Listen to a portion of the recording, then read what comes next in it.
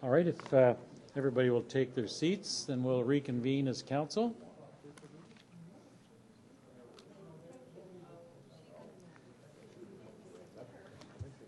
So I'll call the special council meeting to order and request if there are any declarations of pecuniary interest. I will declare, it's item number 11, I believe, the closed session report, and what I will do is I'll turn the chair over to regional councillor to deal with that item. And Councillor Vague. Declare on item number 8, it's referring to a Habitat for Humanity build, and I'm the former executive director of Habitat for Humanity York Region. Okay. Councillor Broom-Plumley. Thank you. I just wanted to point out that I do not have any interest in item number 8 with regards to Habitat for Humanity, but I am a volunteer and I will be participating in the Andrew Street build. Okay. So your volunteering shows that you have an interest in the project, but you don't have a pecuniary interest. Okay. All right. Just to clarify. So what I'll do then is I'll ask for a motion to ratify the decisions made at the Special Committee of the Whole with the exceptions of item number 8 and item number 11. I wish to remind members of council that item number 9, we're adopting the recommendations, but we are not bringing the bylaw forward until September the 14th for consideration, at which time the final consideration would be made for the, and that is the fees and services bylaw. Okay. Yes? I thought we, not only we're not doing the bylaw now, but I thought we weren't ratifying either. That's what I thought I heard this afternoon. Oh, No, did anybody else not hear that? No? Yeah, I thought we were doing the recommendations, but that we were going to deal with the bylaw. At least that was what the intent of what we were saying. Oh, sorry, I misunderstood. Because if we ratify it, because part of the comments was this would give us an opportunity to hear more from some of the user groups that were here in the public, and if we ratify, even though it's not the bylaw, we're kind of, is that, did I hear wrong? I thought what I heard was that we were going to, and I thought I even asked that, Claire, at the time, were we dealing? Anyway. I'm glad I asked, because I wanted to be clear about that. Madam Commissioner? Mr. Mayor, the recommendation that was at Committee of the Whole, if you recall, it was on the agenda but not on the report. And the one recommendation on the agenda did say that it would is approved, but be approved and adopted by bylaw at Council on September 14th. So you. Did I answer that question? Meaning what? Meaning that we are ratifying or what? So tonight, the recommendation that you are approving is that, I'll read it here, that the Rec and Culture service fees and charges schedules be approved and adopted by bylaw at Council's September 14th meeting. So I guess, and I apologize, I misunderstood. So would there be a complication in terms of the lead time you need to do the bylaw, et cetera, if we were to not ratify till that, or can we ratify and deal with the bylaw at the same time so there's not a final decision, and we can at least indicate to the public that was here today that we're hearing their inputs still, or do you have to have a certain? That bylaw will go directly to council. So if someone wanted to come and do a deputation to council, they'd be more than welcome to come and do that. But if you're referring to will it come back to a Committee of the Whole meeting, the way the recommendation is worded is it's going straight to council. Right. Oh, sorry. So to be clear, what I'm asking is there a problem procedurally with timing if we were to defer the ratifying at council today, special council, that item till the same meeting as the bylaw, or do you need to have it ratified with a certain lead time for the bylaw? I'd defer to the Commissioner, but I don't believe that there would be an issue. Just to complicate it a little further, we're having a Committee of the Whole meeting prior to the council meeting? 31st. Is that right? Yeah. But this has been approved by Committee of the Whole, so this would only need to go to a future council and ask about which one. Yeah. Okay, Mr. McDougall. Yeah, through you, Mr. Mayor.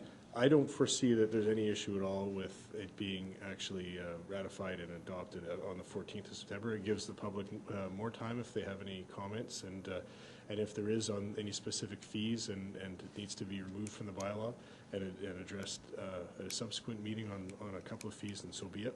So it would be my sense that, provided it could be done from a legislative services perspective in terms of putting it together, that it would not be an issue to ratify and adopt as a bylaw on the 14th. So the suggestion then is to refer this report for adoption and ratification on the September 14th council meeting. That's the suggestion? That would be my preference. I don't know about other, Procedurally, does that meet the notice requirements? that's what I was wondering. Mr. Mayor, I do believe that the notice just says that the bylaw will be adopted on September 14th. So you could just receive and refer it all to September 14th. Okay, so the notification has gone out and the public is aware that that decision. As long as we Points, make so our that- time requirement, our notice requirement, then all is well, and I think we've done that, and what we can do is further clarify it. In the meantime, we've got a couple more town pages that we could further clarify it, that the whole report was referred to council on September 14th, if that's your wish. Okay, and I think one of the reasons we prioritized this was because of publication, and how does that fit with the publication? Publication of the catalog. Yeah. Pricing. So there is the publication's been changed, Mr. Mayor, to 2 publications from 3. So there will be a publication, but in the publication, it does clearly state intentionally that the fall fees are subject to council approval. So in the event that there are any changes in any fees that ultimately take effect as of January, then we would update the online guide, which we do in the course of normal business anyways if a fee is to change. So, and also all of the major fees, the fields, the ice, the room rentals, all of that is not included within the guide, so it's really on a per program basis. So it would still work, especially given that we've put provision within the guide that states that the fall fees are subject to council approval. I think the preferred choice would be to have the guide displaying the prices that are going to apply, because that, I think we ran into that problem one time earlier, is that when people were being charged was different than what was being published in the guide, and I thought this whole exercise was to avoid that. So can we still accomplish that with the publication of the guide? Mr. McDougall? Mr. Mayor, yeah, for this particular cycle, we cannot achieve that. On a go-forward basis, we can. It was the shift of going from 3 guides to 2 that there's some complexity to it. So, but if there is the event that any change in the fees are to occur for the fall season, then again, it is the course of what normally does happen. If there is a fee update that needs to go on, it is changed online, and it's changed automatically at the place of transaction. So it can be well communicated to the public as they're registering for courses, as well as the online guide is always the most current, and that's what we would make sure is updated if in the event that there is any changes to the fees between now and then. Okay, so do we want to deal with item number 9 separately then as well? Mm-hmm.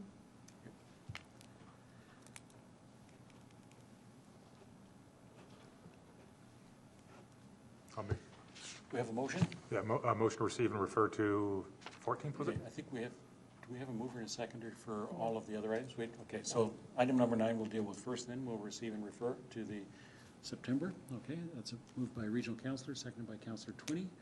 All those in favor? Any opposed? That is carried. All right, the remaining items with the exception of item number 8 and 11. Could I have motions to, oh yes. We're back at school here.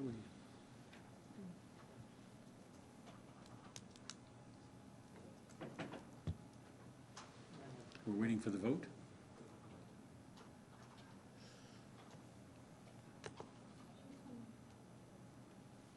Back to school. Okay.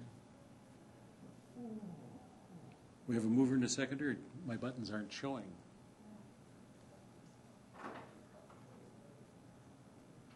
Okay, there we are.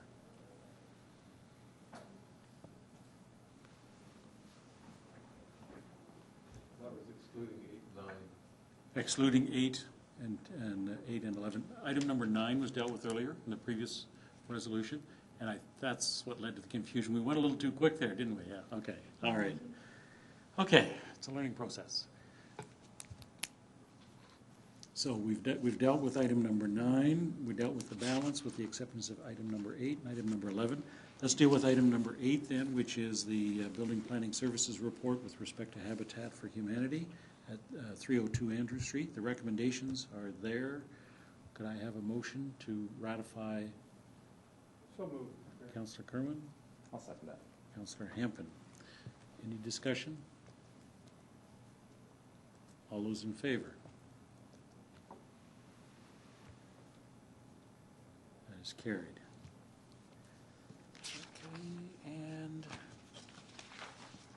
the only other item remaining then is item number 11, which is the closed session report, and I'll turn the chair over to the regional councillor because of the declaration. Thank you very much. Excuse me. Earlier today, we dealt with item 1 at the Special Committee of the Whole closed session, Corporate Services, Legal Services Closed Session Report 2015-4 regarding advice that is subject to solicitor-client privilege, including communications necessary for that purpose, as per Section 239 2F of the Municipal Act 2001.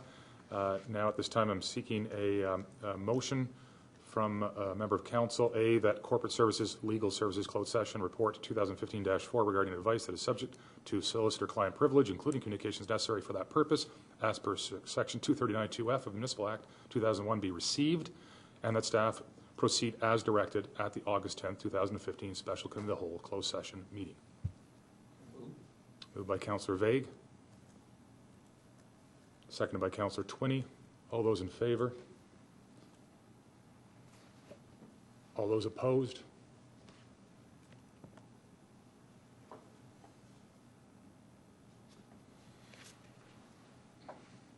Please punch in your votes. I'm abstaining.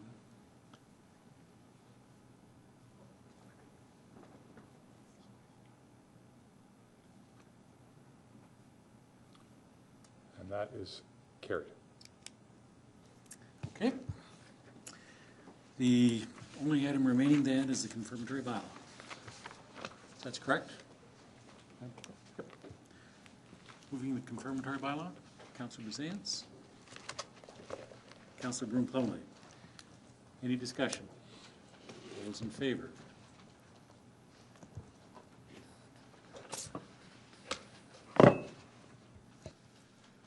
And motion to adjourn. Councillor Hempin. Councillor Bazance.